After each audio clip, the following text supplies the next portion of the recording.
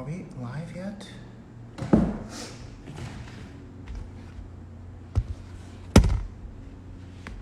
I think I can log you in.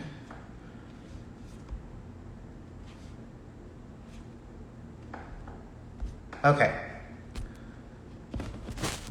I think we're almost ready, set to go. Hello, everyone. I hope your evening's going well. My name is Lélio, and we at the GMHC crew welcome you all to Lifelong Relationships 2.0. We'll be joined shortly by Craig the writer Stewart.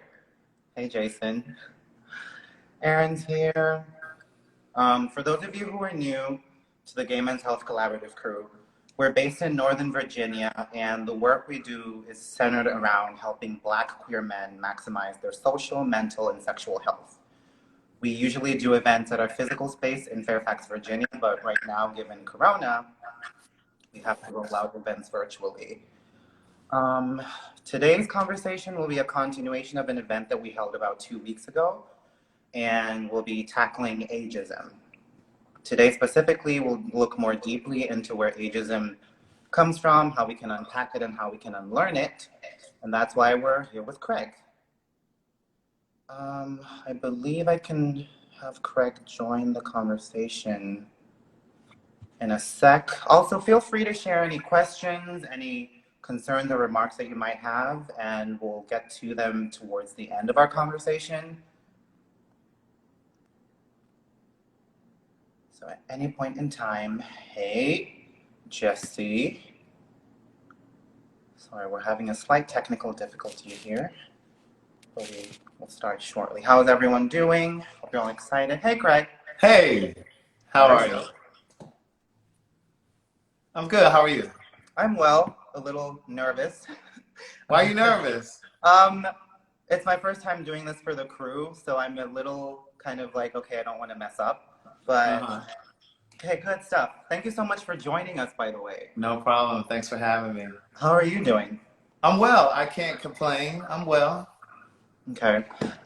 So to give everyone some context, lifelong relationships was an idea that I brought to the crew because I thought that it was important for Black queer men to have a conversation about ageism in our community. And I remember doing some research when I was trying to, find material, and Craig's video on his channel was the only representation I got from people who look like us. And yeah, I actually wanted to help people get some more knowledge about you, Craig, what you do, etc. Yeah. Well, my name is Craig Stewart. I go by Craig the writer Stewart. I'm an author. I've written 4 books. I've published 4 books. The first 2 books are memoirs. It's a 2-part memoir series, so it's about my life. So the first one is Words Never Spoken, a memoir. The sequel is One Thing for Certain, Two Things for Sure, a memoir continued. And so people have compared those 2 books to Elin Harris's early work, so I take that as the utmost compliment. And then my 3rd book is called So Much to Say, a Book of Quotes. The 4th book was released in February. It's called Book of Jewels for Personal Development. And it's 11 chapters of the biggest life lessons that I've learned. There are chapters like dating. There's a chapter called Love and Fear. There's a chapter called Faith versus Religion. So it's absolutely, in my opinion, my best work. But the fan favorite is Words Never Spoken, the memoir. But I'm also the showrunner for the Queen's Supreme Court with T.S. Madison. And I co-host a bi-weekly panel conversation with Derek J. That show streams on my YouTube channel. My YouTube is Craig the Writer. Right. And we talk about all things that are central to Black LGBTQ people. Right. And it's so important to have that representation. And that's why I thought of bringing you along into this conversation we were having. Because I think the more awareness there is of a diversity of perspectives, the better the understanding of the topic, and the more likely people are to actually address it. And to start off from how I found your work and everything, I remember one aspect of your conversation that I really liked was that it was a panel, and it really addressed the fact that there's diversity of genders and sexual orientations and stuff, and you stressed that it wasn't just an issue exclusive to Black queer people, but it was like, we're focusing on that, which is what we're doing today. And I think a good way to start is just to give people a rough idea of what ageism is. Okay. I also have a definition to kind of establish the conversation for today. So okay. So you want to frame the conversation with the definition first? Yeah. We can go with your definition, and then we can see how. Well, to me, I think ageism, and this is just a connotative definition. For me, ageism is when you put biases on people based on their age, whether you consider them old or young. Because I think oftentimes when we think about ageism, we think about people being older and being discriminated against or judged. But it's also when you put folk that are younger in a certain box as well. Yeah.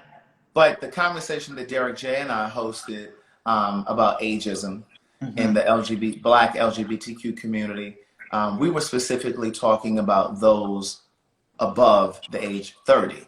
Yes. Because oftentimes in the gay, and this is not central to gay men, but just Black gay men, but in the gay community as a whole, anything over 30 is considered old. It's considered, you're considered a senior citizen, if you will. And I just think that is the most ridiculous thing.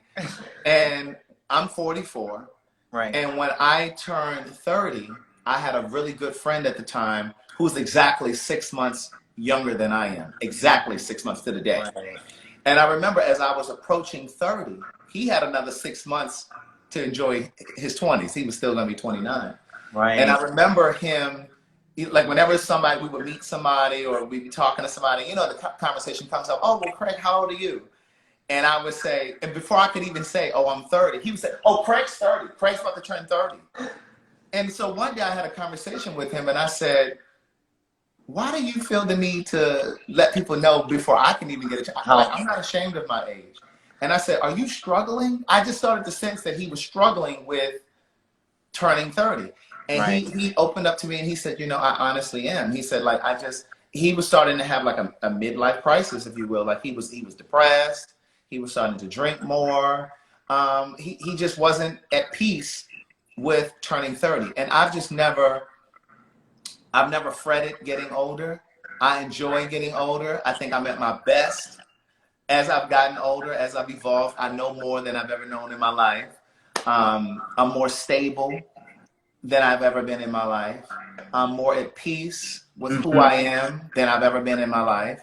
I think I'm at the best health at 44 than I've ever been, because I'm now plant-based. I still eat seafood, but I'm mostly plant-based. I don't eat poultry, beef, pork, and it's been that way for 3 years. This month is actually 3 years. So I think I look my best than I've ever looked. I'm looking a little rough right now because I went to the gym, but I think I'm aging like a fine wine. You know what I mean? And not to sound, not to toot your horn, but you're just saying. Not to toot my own horn, but be. Just say. But but no, I mean, I just think that I'm my best, and I do have some friends that are 25, right? Because I have such a young, youthful spirit, if you will, and I do have friends that are 25. I have friends that are my age. I have friends that are older. And my friend, one of my friends in particular that's 25, he's always, like, whenever we go back and forth, his first thing is, oh, you old, da-da-da. Like, his first thing is, you're old. And I say to him all of the time, you better hope that you get to 44, because a lot of folks didn't make it. And I don't just mean gay men. I just mean people, period. Right. I said, a lot of people don't make it. And I said to him, it's almost like you're throwing it in my face that I've aged. I said, like, do you not plan on getting to 44? Do you plan on dying before you get to 30? And then the other part of it too is, what I have had to stress to him is, I've been 25. I've been 26. I didn't just wake up and turn 44. I've lived those ages. I've been 25. I've been 26. I've been 27. I haven't missed anything. So I'm embracing my age, and a lot of times on my Instagram, I'll put, like, if I put a picture of myself, I'll put hashtag he's 44. I started doing it when I was 43 as a way to try to remove some of the stigma around getting older, because it really should be embraced. It really should be embraced. And Right. I've noticed that a lot of gay men, again, this is not specific to Black gay men, this Right. statement, but a lot of gay men covet their age more than women do, are more protective of their age than women. Right. And that's an interesting point because, oh God, we're going to get into it much later, but I feel like with Black queer people, Black queer men specifically, it's an intersectional kind of experience of ageism, and it's such a layered issue. But we'll get into that more deeply. And I like that you say you've come to love your age. Something for me as a 24-year-old Black gay man, I've started falling in love with myself, and I've always, from a very young age, 18 or so, been surrounded by people who were very accepting of just aging in general. I mean, as Black people, we age better. Black don't crack, so to speak. But I think there's also the aspect of embracing who you're becoming, who you're maturing into, embracing that your body is changing, embracing that you're getting more wisdom, that you're learning from failures, and you're becoming stronger despite whatever it is happening in your life. But I think what happens with, and again, I'm just going to continue to say with Black gay men, even though this is not specific to just Black gay men, because I do believe that this is community-wide. Okay. I think in the case of Black gay men, there are a couple things that are at play. One, I think sometimes getting older there's a fear of not being here anymore, of dying. Yes. A fear of dying alone. Yes. A fear of not being at a certain position in life. And so you kind of wrestle with getting older because you haven't acquired the house that you want, or the salary that you want, or whatever it is. But then also at play is what's called the Peter Pan syndrome. Some just don't want to get older. They just want to stay young forever. And you see it sometimes, and this is not an attack on older gay men. When I say older, I mean above 40. And that's not old. I'm just saying older. It's not old. That's not old. But you're mature. Right. You're right. I think what happens with some men, gay men that are beyond 40, they live in the club. They live in the nightclub. They just will not retire from the nightclub. And I'm not saying that you can't go to the club. I'm not saying that you can't enjoy yourself. But you have those men that are in the club every night. They're like a piece of furniture. They're like a bar stool. They're always there. And they tend to try to dress young. And when I say dress young, I mean with the throwback jerseys. Skinny jeans. Yeah, the graphic jeans. The graphic jeans and the certain sneakers that the young kids wear. And it's just like, right. It's okay. Like, you're not fooling us. We know that you're 50.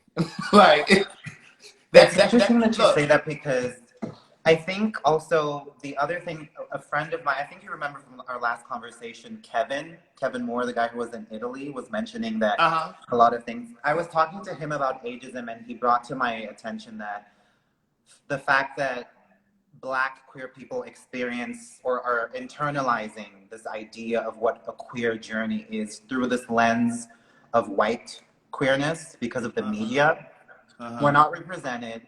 What's typically put out there is for white consumption. Right. So we internalize these messages of like, getting older is not sexy, getting older is not desirable. But ironically, in our community as Black people, it's revered. Right. And then there's the other aspect that, because in these conversations about elderly LGBTQ people, it's only white faces, it creates a subconscious belief that we don't live to be older, that we don't survive to be much older. And in this country, go ahead. And depending on what generation you're talking about, because the generations that came before me, many of them didn't see Black gay men get older. Right. Because AIDS decimated them. Exactly. That's the other aspect. So, and then when you think about getting older, again, generally speaking, because I know that there are gay men who have children, but generally speaking, we don't typically have children. So then the question becomes, who's going to take care of me when I'm older? Right. You know what I mean? The assumption being that once I turn 65, I won't be able to walk, I won't be able to wipe my butt, I won't be able to brush my teeth, wash myself, do basic things. The assumption is that, oh my God, once I become geriatric, I can't do anything. Right. And I need someone to be there by my side. And I think it's especially scarier for Black queer people because in this country, we know there's a history of the healthcare system using us as vessels to advance the field as opposed to actually taking care of us. Right. So there's this medical mistrust in the Black community. Exactly. Because of things like the Tuskegee experiment. Yes. And, you know, I might get a little heat for saying this, but, you know, I kind of feel the same way about PrEP. What? Who said it? Yeah, I'm still on the fence about that. Now, I do understand there's a need for something to prevent, you know, because condoms obviously are not being used as often as they could or should. But you know, that's a whole nother conversation though, because I'll end up going. Yeah, that's a whole nother conversation. We're talking about ageism, not PrEP. But you know, let me just make this point. For me, it's a new drug. It's not new in terms of HIV/AIDS, you know, being used for people who are living with the virus. It's not new in terms of that, but it's new in terms of people that are negative using the drug to prevent HIV. And so, for me, my concern is what are the long-term effects? Yes. And we've started to see, and these were questions I was raising 3 years ago. I have a podcast called So Much to Say. And I had Dr. David Malbranch on that podcast. That podcast is out there from like 2 years ago, if not longer. So you can go back and verify this. I was questioning then, what are the long-term effects?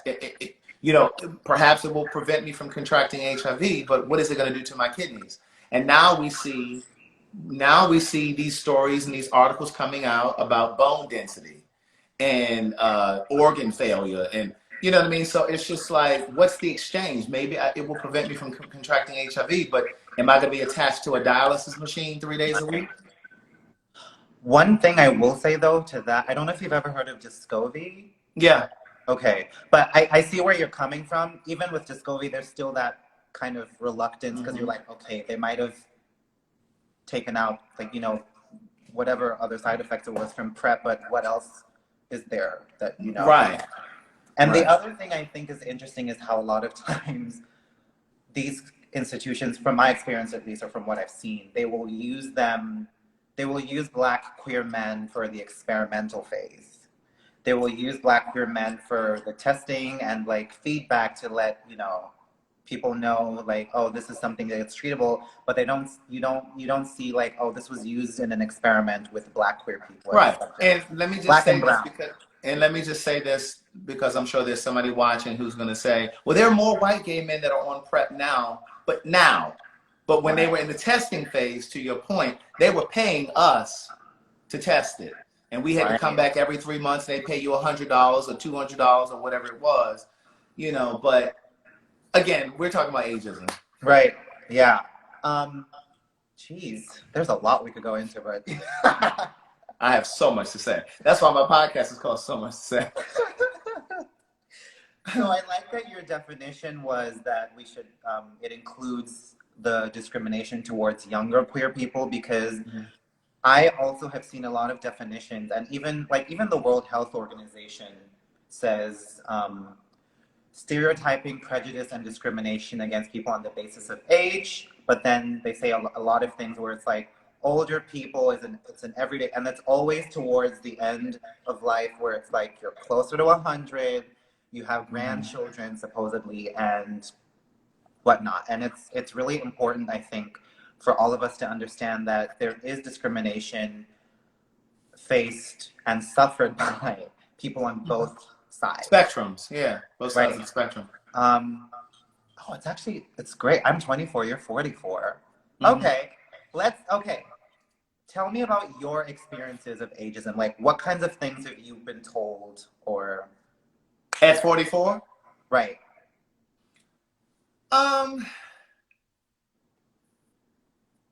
Again, I don't hear it a lot, and I'm not being funny when I say this. I'm really not being funny when I say this. I only hear it from this one particular friend, and that's his one quip. Oh, you old, da da da. I really don't hear it a lot because typically people don't think that I'm 44. What gives it away is this silver. But see, one day I'm gonna pop up and this shit gonna be black.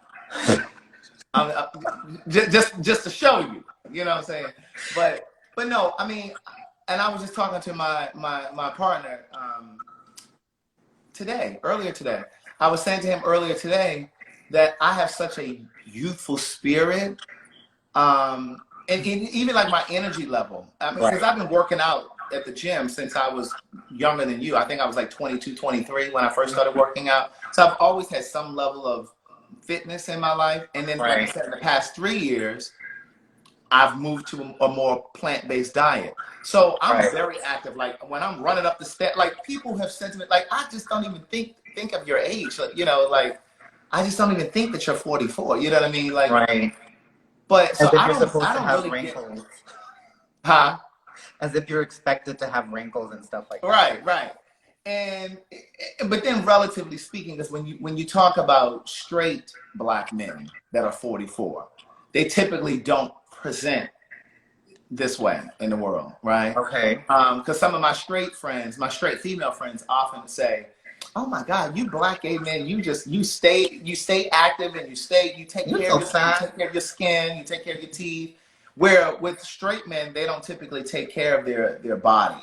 They may not be in shape, and these are general statements. But you know, oftentimes they don't take care of their body. Or skin care, you know, so a lot of times a black gay man at 44 may look years younger than a black straight man at 44.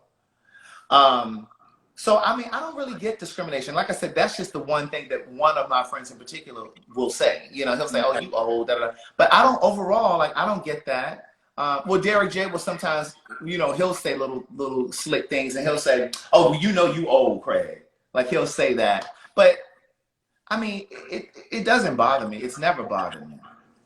Interesting. For me, I remember experiencing it when I was a lot younger. I have a very weird story, and I don't want to get too much into that. But I will say... How old were you? I was 18 at the time. The thing, I wasn't living in the US at the time. And I just don't want to go too deep into my story because it's a whole hour-long conversation. But I will say that when I was younger, I remember being rejected by older men. I've always had an attraction to older men. When I was 14, how much older?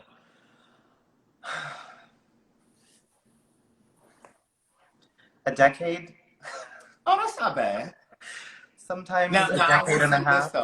Now, I will say this. If you were 18, I couldn't imagine dating you at 28. If I was 28 and you were 18, yeah, I couldn't see it. Exactly. So that was the kind of response I would get. And my issue was I always wanted older men because of the kinds of conversations I was having, the kinds of aspirations I had in life. I wasn't your typical, I guess, stereotypically speaking, the partier who wanted to be out every night and, you know, wasn't really thinking about, like, I was talking about, oh, let's plan for retirement. No, I get it. You know, so my friends would be like, "Why are you concerned with all of this stuff?" And at the time, it was just who I was. Yeah, I would often attract, or I would be more drawn to people who were a lot older and were in a stage of their lives where they were talking about that stuff. They were talking about, I have to plan for when I'm 45, 65, 75. And here comes this 19-year-old talking about, "Hey, handsome." They looked at me like, "What are you doing?" But you know, here's the thing. When I was, you're 24 now. Right. So when I was 24, I was dating 32-year-olds. I was always dating older, right? Okay. Because I, like you, I just wasn't your typical 24-year-old, right? Like, for example, like I established my publishing company when I was 23. My publishing company that I have today, Impeccable Works, I established that when I was 23. Okay. So my mind was always, you know, forward. But now that I'm 44, I tend to attract guys that are 24, 23, 28, 29. But here's the thing. Hey, Dad. And I've said to some of the young guys that have, you know, they're like, "Well, I'm different. I'm older. I'm a different 24-year-old. And, you know, I got my head on straight and this, that, and the third." But it's not always about you having your head on straight. For me, it's about experiences. And at 24. And not just sexually. Not just sexually. No, I'm not talking about sexual at all. At 24, you haven't lived enough, you haven't experienced enough to be able to anchor me. I'm 44. I need you to be able to anchor me. Right. And I know what it's like to be 24. You have no clue what it's like to be 44. 44. Or and 34 for that matter, even. Yeah. So there are things that as a 24-year-old, you must experience that I don't want to have to live through again. And I would never take that from you. I would never say to you, well, what you want to go to gay pride for? Well, why you want to go to a house party? Why you want to go to the club? Because at 24, that's what you're supposed to be doing. You're supposed to be having those experiences. But at 44, I don't want to go back down that road. I've done that. And because I believe that love is freedom with clear boundaries, love is not control or ownership. So I couldn't be in a relationship with someone that's 24 who still wants to go to the club, who still wants to go to the white party, who wants to go down to Splash, who wants to go down to Sizzle, do all of those things, but I can't be in a relationship with you. Right. Because I would never want to take those experiences from you because you deserve to have those, but I just don't want to live back through those things again. That's so interesting. So to your point, it's not that there was something wrong with you, and that it was great that you were forward thinking. It was great that you were forward thinking and thinking about retirement and thinking about, and you're going to do all of those things. But you know, I just can't do it with you. It's so interesting that you say that. How about, okay, so that's romantic relationship, but you say you have friendships with people who could be my age or, you know, older as well. And I think a lot of times in the Black queer community, just the queer community at large, people have an aversion to anyone who is a lot older because there's this assumption that once you reach a certain age, you no longer have sexual prowess. Unless, I don't know, I feel like, because from my experience being with my peers who are 20 years older, younger or so, the assumption is, in my opinion, it's wrong. But a lot of times it's like, okay, people who are 50 years old or so have no sexual value and stuff like that. That's what I hear a lot of times. Unless it's the whole daddy thing, where the whole daddy thing is like they're attracted to him. They're kind of like, it's almost like a fetish or something, where it's like daddy issues conflating with sexual desire. But a lot of times people who are above a certain age in our community are relegated to the sidelines, where it's like, we don't even want to see you in our spaces. We don't even want to see you near us. Like, friends of mine would be flat out rude to a person who's just chatting you up at a club and then trying to have a conversation with another human. And it's like, oh my God, this creepy old man is talking to me. I don't want him near me. Make him go away. And I'm like, dude, you can learn something from this person. They're from a whole other generation of people with a unique blend of experiences. That the friendship piece that you mentioned, I think is definitely of value.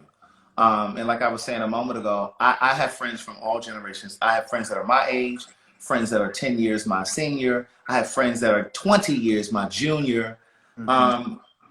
Because I'm like a sponge. Like, I like to learn from everybody, you know. But in terms of, you know, the daddy issues, I think that that's a real thing too. I can't say that that's what it is across the board every time there's a young guy who's dating an older guy, because sometimes you just relate to people that are older. You know what I mean? Sometimes you just relate to people that are older. But in the reverse direction, I think sometimes there are older guys who are drawn to younger guys because there's a sense of control. And there's this idea too that younger guys are less scarred or less jaded because they've been through less. And so they're more malleable. And you can mold them more. There's this idea that you can mold them. Yeah. But yeah, I think it can be unique though. I think those instances can be unique. I don't always think that it's across the board either way. But one of the things that Derek and I brought out in our panel discussion about ageism is that there's this forgotten group or segment of people. And I want to say, don't quote me, but I want to say he was saying like somewhere between the ages of 28 and 34 or 35, there's no place for that group of people to go. Like you've aged out of the club, kind of, because that's around the age when, you know, the 22-year-olds and the 23-year-olds that are at the club are kind of looking at you like, what you doing here? But then it's almost like the 35, it's like you're almost aging out of that community where it's okay to party every week and go to the club. Because really, at that point, you probably started to go into your career and you really don't have the time to be partying and carrying on like that. No way. But I never felt like that. Like when I was between 28 and 35, I never felt like there was no place for me. But when he said it, it made sense to me and I understood it. But I never felt like that. But again, I've never had issues with getting older. I've never been apologetic about my age. I've never tried to hide my age. I've always been upfront about my age. Mm-hmm. Do you feel that as a Black queer man, there is enough representation that is accurate of people in our community in your age group? Is enough representation? What do you mean, in media? Yeah. Absolutely not. Yeah, absolutely not. And that's part of what I try to create in the work that I create, like whether it's in my books, whether it's in these television scripts that I've written that I've never produced, they're still on my computer. But even, and I've said this so many times before, like there's a void in television, in film. One of the stories that I would love to tell, like if I had a Netflix deal today, one of the first stories that I would want to tell is Byron Rustin. And if you don't know who Byron Rustin is, I encourage you to look him up. But just briefly, he was Dr. Martin Luther King's right-hand man. He organized the Freedom Riders, and he was basically removed or missing from history because he was an openly gay man in the 60s. And he had a long-term partner back then. The man was white, but he had a long-term partner. But so there's not enough representation of us in television, film, books. And so there needs to be more. And, you know, people loved Empire in that Jussie Smollett had this openly gay character on Empire. But my issue with the show was that his partner was Hispanic. You rarely see two Black men, dark skinned. That too. In programming, in film, right.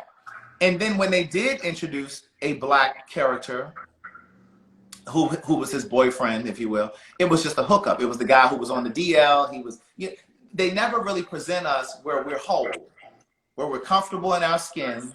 We're in a healthy relationship that's not overly sexualized. That's not an open relationship where threesomes and all those things are allowed. Where both sides of the family embrace their children. Right. You know, like we never really see a whole Black gay man or Black gay relationship. So that's the kind of work and the kind of characters that I want to bring forward in the work that I create, because there is a void. And I think the only representation I can think of that is very recent, I think this was last year or 2 years ago, was the Netflix show Styling Hollywood or something like that, with these two. One was a designer, and one was a styler. And I can't think of any other representation other than that from me growing up as a Black gay boy in Africa, but that's all complicated. Yeah, and I mean, I love that show too. And they're a real couple. That's a reality show about their business and their relationship. So, you know, those are, that's a great show, but we need more of that. And I see in the comments, people are saying, you know, what about Noah's Ark? Noah's Ark was how many years ago, though? There's not enough of we need more we need more programming. I'm not saying that there have never been shows. I'm saying there's a void. And I think the other thing is also shows that are on a mainstream level that are consumable by people outside of our community. Because a lot of what is gay media that is also, it's actually mainstream, but it's also seen in a niche lens. RuPaul's Drag Race. I can't think of any other shows. Pose. But those are very, I think those are watered down in a way. Like, it doesn't really show the truth of it. You said it, not me. But yeah, you're definitely right. We need more shows like that. Yeah, for sure. And I think that was also why I thought we should have Craig in this conversation. I think that you are a representation for people.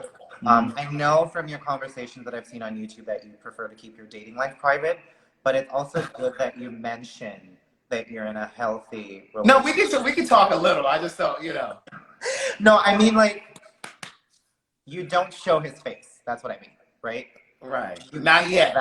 That is something that you kind of, you're like, okay, let's keep this aspect of my life quiet. I can talk to you about what aspects of my relationship are healthy, what works, my experiences in my dating life, etc. But I'm not going to show you my name.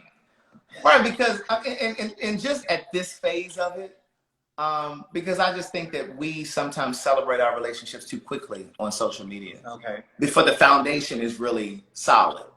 And I just want us to be really solid. You know what I'm saying? Because when you start putting your relationship on social media, you invite criticism. You invite people to your DMs and, you know, that kind of thing. So I just want to make sure that we're really solid. And, but no. Oh, okay. Now, okay. Yeah, he won't be a secret forever. Because to the point that we're making right now, I do think it's important for representation. I do understand that people recognize me now and they look to me for as a model. Yeah. And so I know that it's important to show them that what's possible, what's attainable, because I think a lot of Black gay men come into this community. And I use the word community, I don't use the word lifestyle, because lifestyle suggests that it's a choice. But most of us come into this community thinking that it's impossible for two Black men to have a long, successful, healthy relationship. Right. So I do understand the importance of visibility. So yeah. And I think the other thing about visibility is that it brings people out of the shadows, because for a long time there's been this assumption, or rather the consensus is that in the Black community there's stronger homophobia, which I personally think isn't true. It's just the perception. So a lot of people who are Black and queer, even just being non-heterosexual in general, are afraid of coming out and showing their face and being on TV or whatnot. And that creates, again, on the subconscious level for many queer people who are up and coming in the Black community, to be like, I can't be out there. I can't show my face. I'm not going to be able to survive and make money, and people are going to boycott me. Right. Even though there's people like John Lemon and whatnot, that's a whole, debatable conversation, because there's some people who harm the community and whatnot. But I think, we need more faces. And that's a romantic aspect. And then I think that's just a community-wide thing that can kind of influence individuals. But I think that on a personal level, what we can all do is start by questioning our assumptions around age by doing something as simple as walking up to someone and just chatting. And not expecting anything, just being like, hey, maybe I can build a quick 5-minute connection with someone, have a good conversation, learn something, and that will, on a subconscious level, create a good experience for you. So that later on, you don't hold these biases about someone just because they were 45 years old. Because the halo effect is a thing. Right. I don't know if you have any recommendations for how people can tackle it other than... For how they can tackle what? Ageism within themselves. I mean, when we look at what's happened this year, Chadwick Boseman just died at 43. Right. That means I would have died last year. Right.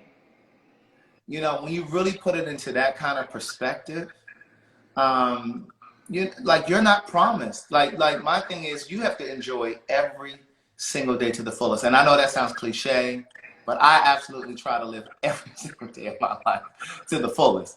Because you're not promised. You're not promised. And so while you're worrying and fretting about getting older or hiding your age or lying about your age, you need to be grateful. You need to be living in a space of gratitude. Right. A space of gratitude, because someone said get colonoscopies. because yes, get your colonoscopy. Shot. And get your prostate checked. But it's just, it's important to really, because the energy, the time, energy, and effort that you're spending pining over getting older, you can be using that same energy to be enjoying your life. Yeah. Yeah. So I don't know. It's such a layered, complex. It is. And there was something I wanted to say a moment ago. Feel free to. You were talking about I'm okay with discussing that I have a relationship. You know what I'm saying? I think it's important. I think we need to hear that. I think we need more examples, because oftentimes when Black gay men get into relationships, especially those healthy ones, oftentimes they remove themselves from the community. And so you don't see them. And so a lot of us come into this community thinking that they don't exist. Right. So it's definitely important to be able to see them, to be able to witness them.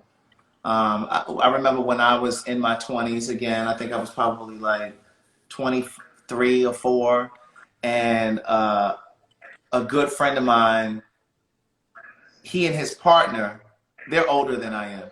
He and his partner had been together for a year. They broke up for a year because they just couldn't figure out how to communicate, But then in that year that they broke up, they ended up coming back together. So they were together for a year, broke up for a year, and then they got back together. When they got back together, they went to counseling. And they went to counseling for about a year and a half. He said to me, we went for as long as it took for us to figure out how to communicate to each other, right?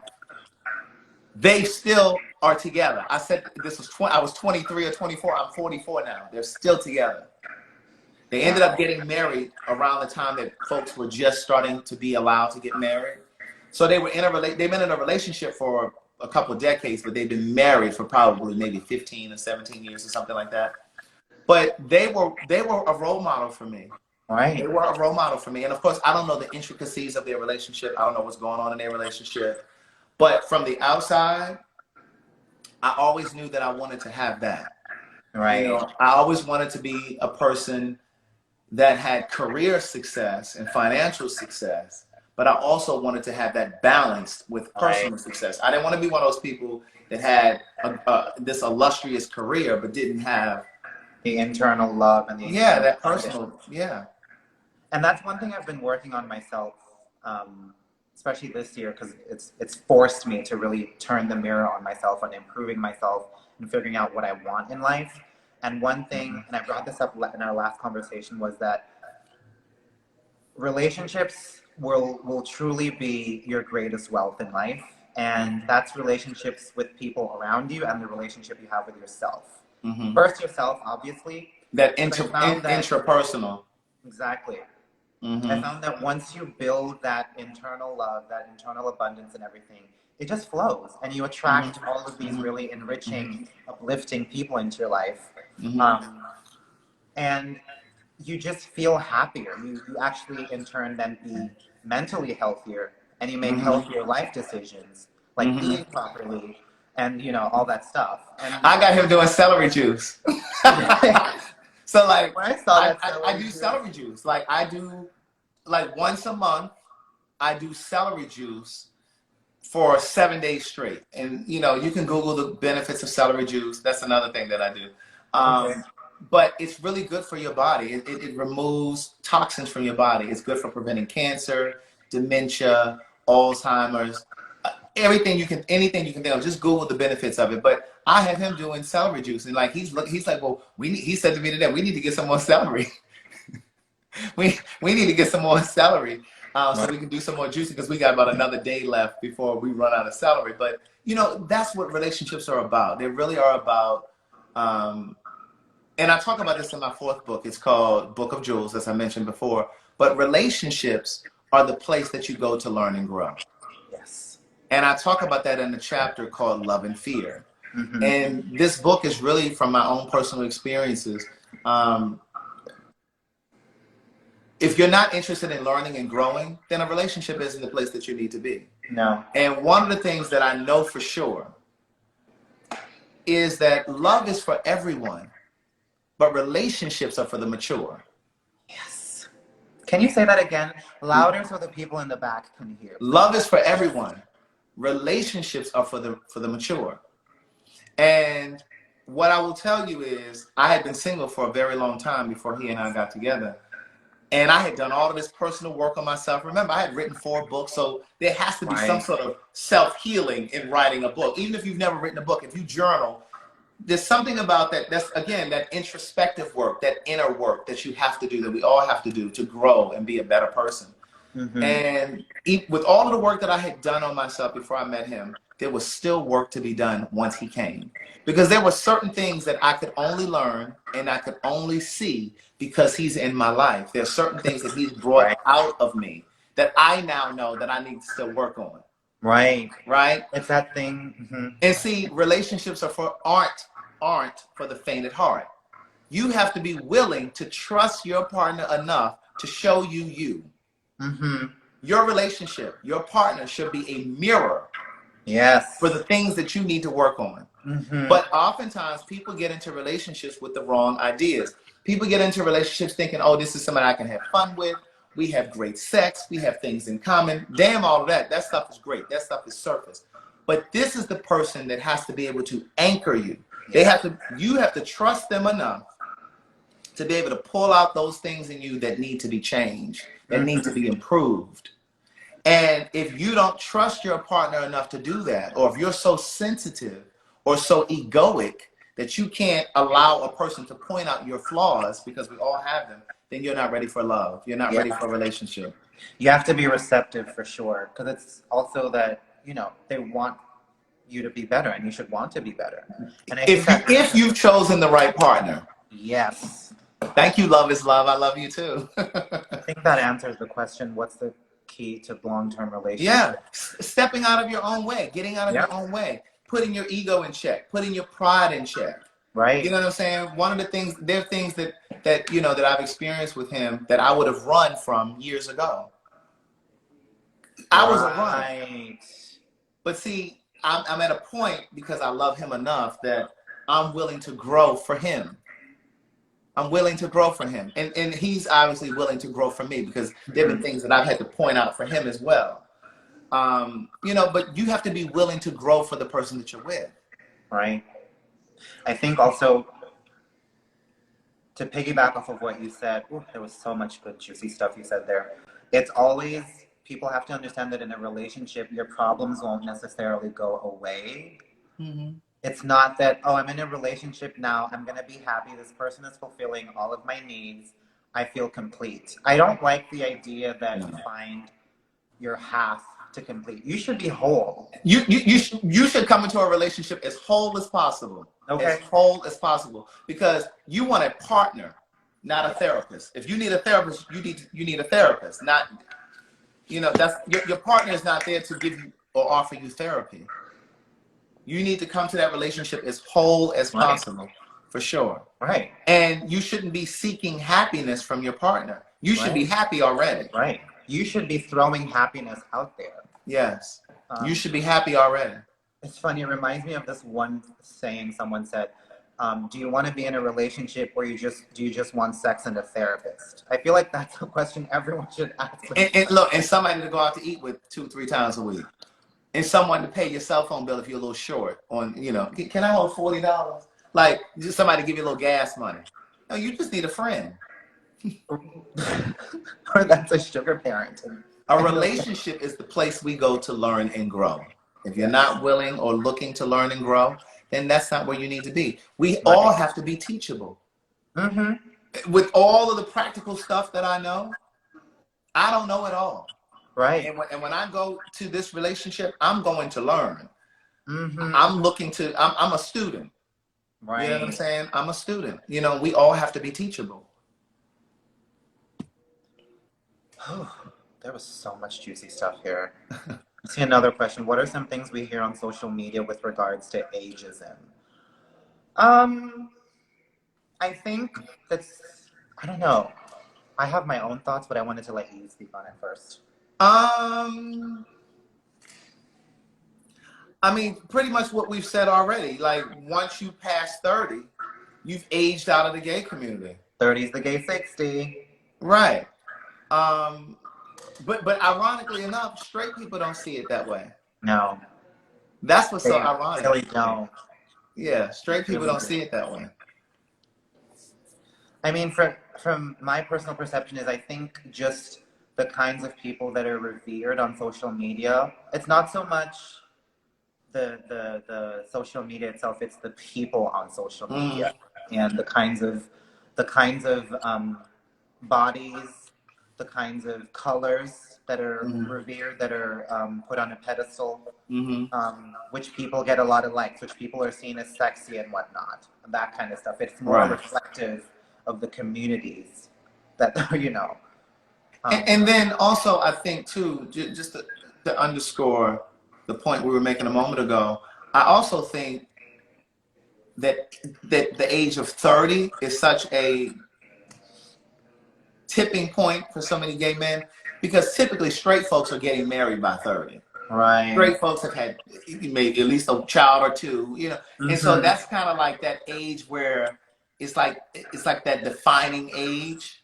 And I just think that a lot of gay men fret that turning 30, because that's that moment where everything is supposedly in place according to society standards. You're supposed to have it all figured out by 30. But really and truly, you don't know shit. You don't really start to know anything till you're 35. I'm here to tell you that. Oh? You don't really, because in my first book, Words Never Spoken, there's a chapter called 30 Shift. That's when things just start to shift. Things start to click and lock into place. Because in your 20s, you're reaching, you're pulling, you're trying to make things happen faster than they're going to. You're trying to connect the dots to life and to success faster than they're going to. But by the time you turn 30, there's a mental shift that happens, and you start to understand that you can't make anything happen any faster than God or the universe plans for it to.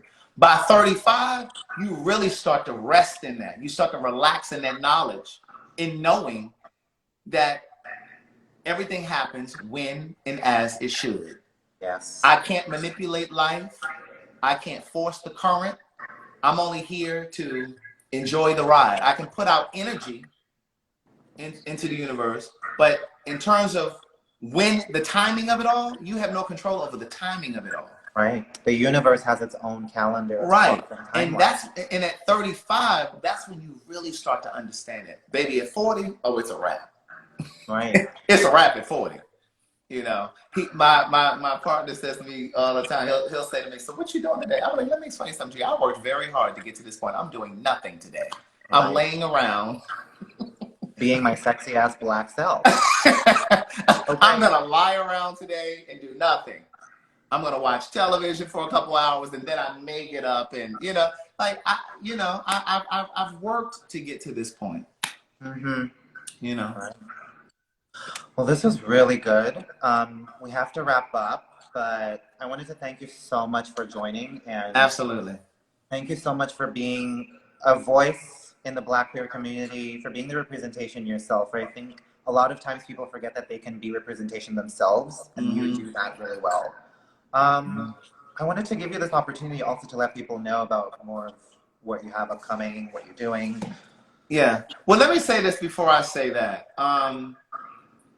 When you just said, you know, thank you for being a voice and being a representation, I will tell you, this was not something that I chose to do, right?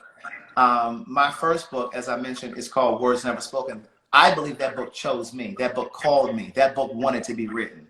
Because I had no intentions of ever writing a book. And as I said, I now have 4 books. I never even intended to write one, and here I have 4. Right. And just briefly, because I talk about this in great detail in the first book, but I was 34, so this was 10 years ago. 34 years ago, I was, not 34 years ago, 10 years ago when I was 34, I was living in Atlanta. And remember I told you, at 35 is when things really start to lock into place, right? So Right. at 34, everything that could go wrong was going wrong financially for me. I had just gone through a Oh, breakup. I was okay. living with my friend Angela. Again, I share this story in great detail in my first book, so I'm just going to give you the cliff notes. But I was staying with my friend. My car had been repossessed. Bank account was overdrawn sometimes. Sometimes it was in the black. But everything was going horribly wrong for me. And there was a whisper. There was a tugging in my spirit. It was Right. like The a fire in universe my is belly. saying, Something said, there was a whisper, I believe it was the voice of God, mm-hmm. said, you need to move to LA. And I Okay. ignored it. I ignored that whisper. And I'm saying all of this to say, when you said, thank you for being a voice and a representation, I didn't walk into this light. Like, this light called me. And You so stepped into your purpose. I ignored that whisper. I believe it was God saying, you need to be in LA. And so I ignored that calling. That was December of 2009. No, Mm-hmm. December of 2010. December of 2010. And February of 2011, the same whisper, the same tugging in my spirit, something said, you need to be in LA. That second whisper, I paid attention. By my Mm-hmm. birthday, which is May 4th, I was living in LA. So the first whisper was December 2010. The second whisper was February 2011. I was living in LA April 25th. I said to myself, I'm going to move to LA before May 4th because that's Mm-hmm. going to be my birthday gift to myself. And that's when I wrote Words Never Spoken. Looking back, I believe that book wanted to be born. And the only way that that book would be born was if I was to move to LA. Because Mm-hmm. most of my adult life happened here in Atlanta. I moved here 2 days after I graduated from Hampton University. Mm-hmm. And so I had a bunch of friends here, and I never had the time, the solitude to sit down to write my story, which I understand now is our story. And so it took me 9 months exactly. That's the time that it takes for a baby to be born. It took me 9 months exactly to write Words Never Spoken. And so that began my journey as a public person, as a voice. But here's the thing I will tell you. There were so many nights when I was writing Words Never Spoken, when I was living in LA, where my phone was turned off, my cell phone was turned off. I was renting a room. I was behind in my car payment. Mm-hmm. And I was writing at night from like 10 p.m. I had just gotten fired from my job in LA. And I started to panic. And my Mm-hmm. instincts once again kicked in and said, don't you dare panic. I Okay. brought you here to write this book. That job was in the way. You Right. need to finish writing this book. And so I centered myself, and I finished that book. But there were so many nights that I was writing where I was afraid of telling my honest story. Because that Words Never Spoken is as honest as it could get for me. And I call the book Words Never Spoken because they're words that I've never spoken. Right. They're words that we as a community never speak. So it's Mm-hmm. a double entendre. But there were so many nights that I didn't even think that I would release the book out of fear of being judged and critiqued by the Black gay community. Right. But I'm glad that I did. There were many nights that I cried writing the book. There were many nights that I had Right. goosebumps up and down my arm because I knew that if I published the book, there's some young gay boy, 24, 23, would pick up this book and be renewed, be Right. inspired. And so All right, there's that's what's 30 happened. seconds And so left. I'm so grateful. I'm so grateful that I had the courage to tell the story. And I share that with you guys that are watching because whatever it is that God has put on your heart, you are required to make it happen. Mm-hmm. Because one of the things that I say in my book of quotes, I have a book of quotes. It's called So Much to Say, a book of quotes. One of the things that I say in there is your imagination is God's proof to you of what's possible in your life. So if you can see it, you can You have can it. already. Because God wouldn't give you the vision. God would not give you the vision if it was not attainable. And He's Right. already given you everything you need to make it happen. And that's it. Literally 8 seconds left. Right. I'll try to do a quick little live just to wrap up, but hold on one sec.